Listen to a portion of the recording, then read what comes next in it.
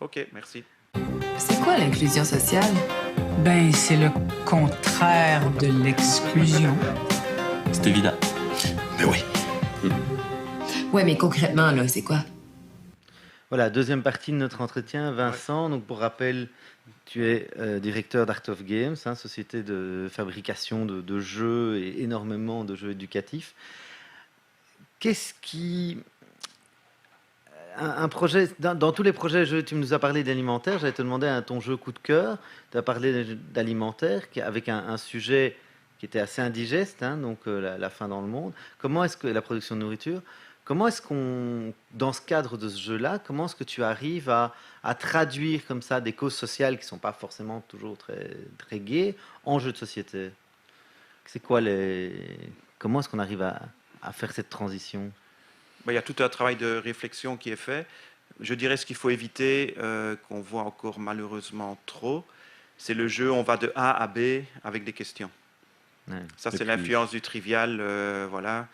Et un conseil que je pourrais donner au niveau principe de jeu, moi je dis il y a 3 scénarios. Soit c'est des gens qui sont restés nouveau au trivial et au Cluedo qui improvisent un jeu, ils pensent qu'ils vont faire ça en 3 minutes, ça c'est une très mauvaise approche. Généralement, on arrive à effectivement un parcours de A à B avec des questions. La deuxième, c'est d'avoir dans son équipe la SBL, la mutualité, d'avoir quelqu'un qui est un gros joueur ou un groupe de gens, donc qui connaissent le marché du jeu. Et le mieux, c'est de faire appel à des pros du jeu éducatif, parce que vraiment, chaque cas est différent. Dans certains cas, on peut avoir une mécanique mais hyper basique quand il s'agit de débloquer la discussion.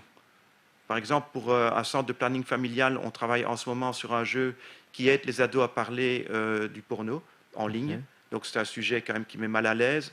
Et la mécanique du jeu est vraiment hyper basique, parce qu'il ne faut pas plus. C'est plutôt le matériel qui est attrayant et qui donne envie de parler. Il y a des cartons de vote qui sont utilisés pendant le jeu, et tout ça, ça permet d'en parler. Donc c'est vraiment, il faut sentir chaque projet.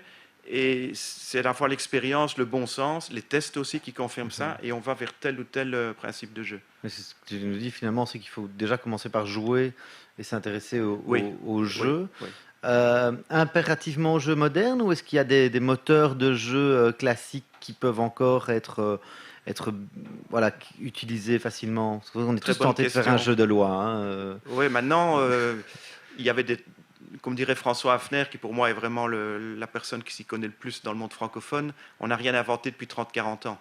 Donc déjà avant, il y avait des mécaniques de jeu très sophistiquées, mais des jeux qui étaient moins connus. Okay. Il suffit de voir, par exemple, le nombre de jeux avec des tuiles hexagonales depuis qu'il y a eu les colons de Catane. Ouais, donc il y a quand même des principes de jeu qui reviennent. Il y a aussi beaucoup de principes de jeu qui s'inspirent de jeux de cartes. Oui, ça foisonne, les jeux de cartes. Oui, mais même des principes de jeu de cartes qu'on retrouve dans des jeux plus compliqués. Ah, oui, okay. Échanger des cartes, il y a beaucoup de jeux qui démarrent en échangeant des cartes, ça vient des jeux de cartes. Oui, c'est ça. Ouais. Alors aujourd'hui, il y a de plus en plus de jeux. Tu nous as ramené le Cap est bon, qui est un des jeux sur lesquels tu as travaillé, et qui a et l'IXO aussi. Oui. Dans l'IXO, justement, tu parlais de numérique de jeu. Moi, quand je vois ça, c'est rien qu'avec le plateau, ça me fait penser au Scrabble, c'est légitime. Quels sont au Sudoku? Je vois que tu parles aussi du Sudoku, au puzzle. Par exemple, l'IXO, comment est-ce qu'on crée un jeu comme l'IXO? Quelle est la démarche derrière l'IXO? Ce qui est intéressant, j'ai amené ces 2 jeux-ci parce que pour moi, c'est vraiment 2 catégories. Ah bah vas-y. Donc il y a l'IXO qui est un jeu, je dirais, purement distrayant. Et en jouant, on développe des facultés de logique, de déduction, de patience aussi. Et le Cap est bon, c'est un jeu qui est passionnant, c'est une régate de calcul mental, mais on fait du calcul mental. Donc là, on est purement dans de l'éducatif.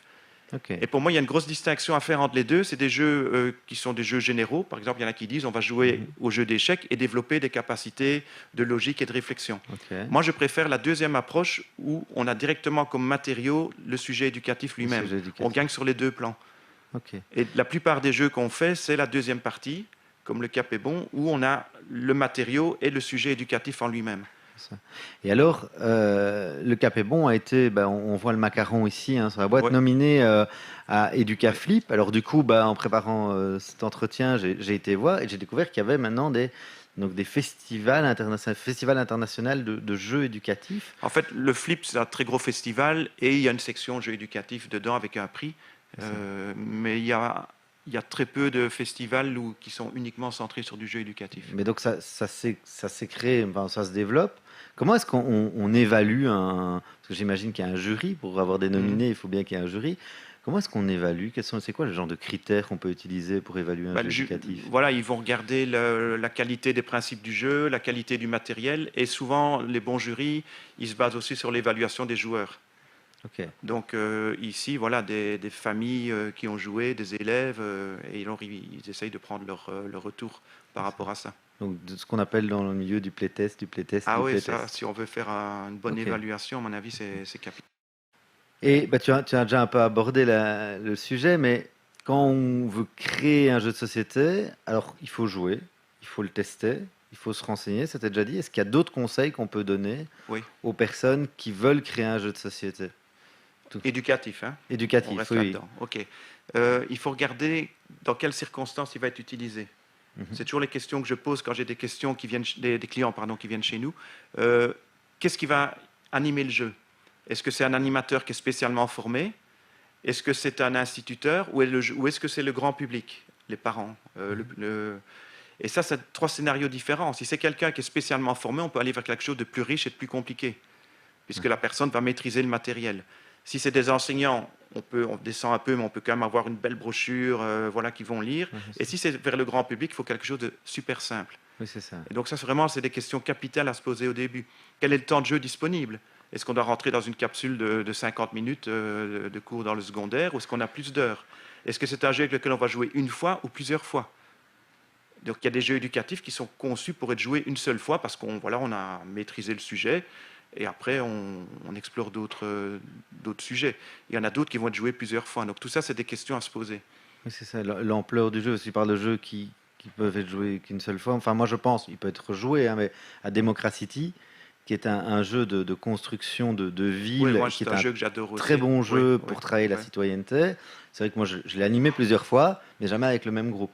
Parce que c'est vraiment un jeu d'animation. Voilà, Democracy, c'est vrai que techniquement, il peut être joué plusieurs fois, mais à la base, donc, la Fondation Baudouin qui l'a conçu, donc nous, on a été fabricants uniquement là-dessus. On a quand même dû toutefois trouver un système technique pour rentrer tous les bâtiments dans la boîte. Oui. Parce qu'il y a 140 bâtiments qui sont quand même assez grands. Donc quand j'expliquais ça au graphiste la première fois, il a presque pleuré. Bon, ça a été. Donc au départ, oui, alimentaire conçu pour jouer une fois en principe. Ouais, puis après, sur le sujet de la démocratie, il y aura des discussions, il y aura des lectures, etc. Et le jeu est un des outils qui participent à ce chemin d'apprentissage. C'est ça. Ok. Un défaut, ça me parle des qualités, est-ce qu'il y a un défaut qu'on retrouve chez les créateurs de jeux? Quelque chose auquel faire attention au-delà du playtest, au-delà des faits de jouer, ce que tu as déjà dit? Est-ce qu'il y a vraiment un ultime défaut à éviter, un ultime conseil? Les pièges qu'on peut identifier, c'est ne pas s'y connaître en jeu, faire un jeu de questions trop simple. Ouais, ça, tu as déjà dit. Voilà, faire quelque chose de trop compliqué. Il y a des gros joueurs qui pensent que tout le monde est dans leur monde, qui vont vous faire un jeu avec des règles de 20 pages hyper compliquées, mais les gros joueurs, c'est 3% de la population. Il y a 97% des gens qui ne sont pas des gros joueurs, donc c'est un peu égoïste de leur part de faire un jeu pour eux, alors que c'est destiné au public. Donc ça, c'est un des pièges aussi. La qualité du matériel, il faut bien se mettre à la place de l'enseignant qui doit après avoir rangé son jeu facilement, que ce soit clair, essayer de limiter des composants si on peut. Voilà, donc ça c'est un peu de l'empathie, c'est se mettre à la place de l'autre. Ok. Donc beaucoup d'empathie, beaucoup de partage, beaucoup de tests, Ouais. et bien connaître son sujet. Oui, Ok, merci pour tous ces conseils et j'espère que le maximum de créateurs de jeux vont s'en inspirer. Je te garde parce que je voudrais avoir ton avis sur des questions encore plus méta, mais on fait une micro-pause. Ok, avec plaisir, merci. C'est quoi l'inclusion sociale? C'est le contraire de l'exclusion. C'est évident. Ouais, mais concrètement, là, c'est quoi?